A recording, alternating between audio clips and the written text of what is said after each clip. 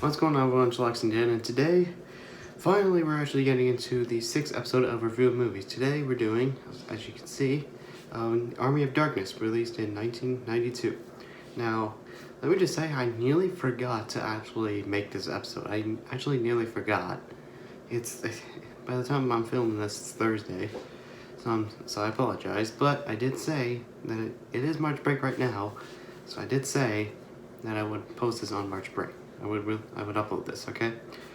But anyways, yeah. So I know. So things are a little bit, going a little haywire this year, with COVID-19 going a little too crazy. So making videos is a little bit more difficult, but I will get through it. I will pull through it. But without further ado, let's get into the review.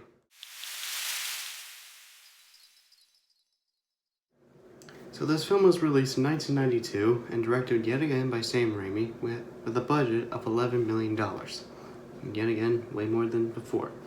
As of course, we have Bruce Campbell as Ash, obviously, Bridget Fonda as Linda, one of the many Lindas in this series, let's be honest, Emmett Davids as Sheila, Marcus Gilbert as King Arthur, Richard Grove as Duke Henry, and Timothy Quill as the blacksmith. Now, this movie is now going from just a simple cabin in the woods, and now we're into a completely different timeline. We're now in about, I believe, the 1300s or so, and now this is pretty much where all the Evil Dead stuff actually came from, per se. Yeah, this is pretty much where everything came from. And of course, they tried to go for a PG-13 rating, per se. Of course, they had less blood. They only had that big geyser of blood, which, it's something, but yet, when it comes to these films, it's not easy to make a good rating film. And in the end, they end up getting an R rating. Why? It seems but yeah, it does. And let me just say, yeah, this film definitely is an actual sequel to the other films. It follows a simple timeline that goes from just Ash went from a guy that's trying to figure out what's going on to now a badass, And now there are amazing scenes. There are some scenes that are just kind of pointless, when Ash gets a second head that then becomes a bad Ash. It just, honestly, the bad Ash, the good Ash and bad Ash, as well as little mini versions of him, were just those scenes were kind of just pointless to me. The movie is good. Let me just say that for sure, that the movie is fantastic. It's just that there's so many things that are just kind of pointless in the film. You ever just watch, you always end up watching a film that's just kind of pointless. And let me just say one thing for sure.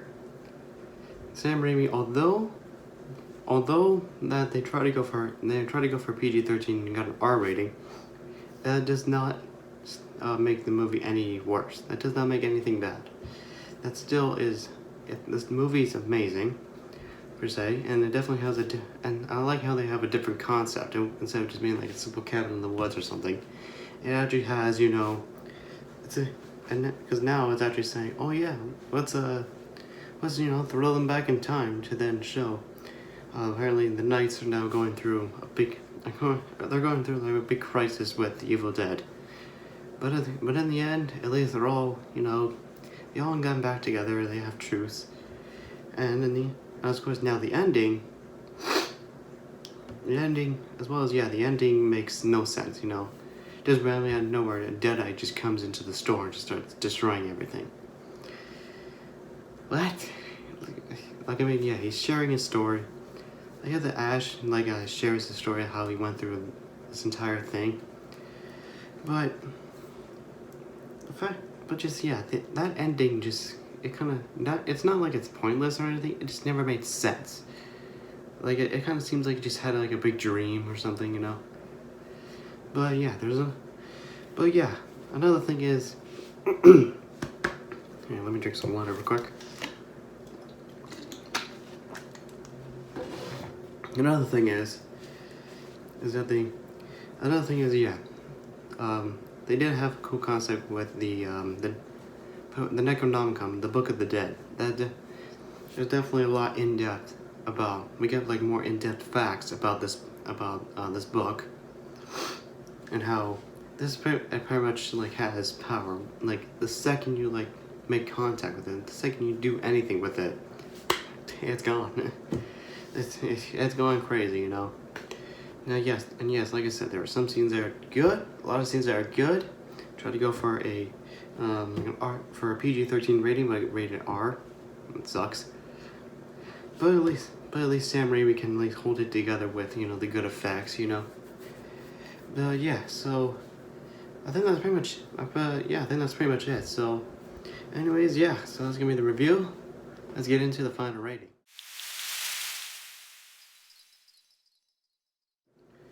So out of 10 stars, I would rate this film a 7 out of 10 stars. Now, why?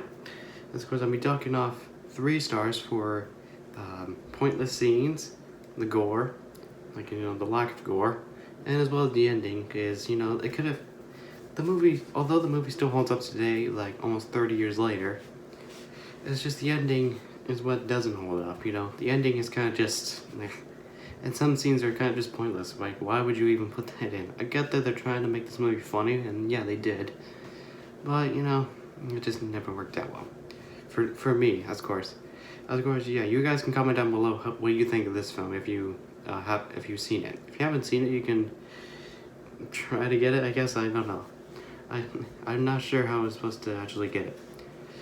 But anyways, yeah, so out of 10, out of 10 stars, it's gonna be a 7.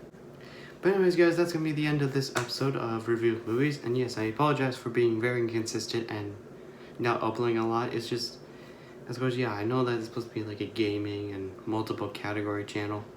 Gaming, it's not easy.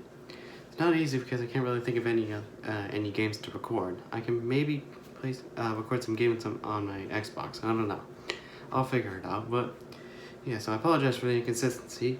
But anyways, yeah, so thank you guys so much for watching this episode, and the next episode will be In the Heat of the Night, one of my all-time favorite movies, so I definitely have a lot to say. And by the way, when I review these movies, this is just my opinion, okay?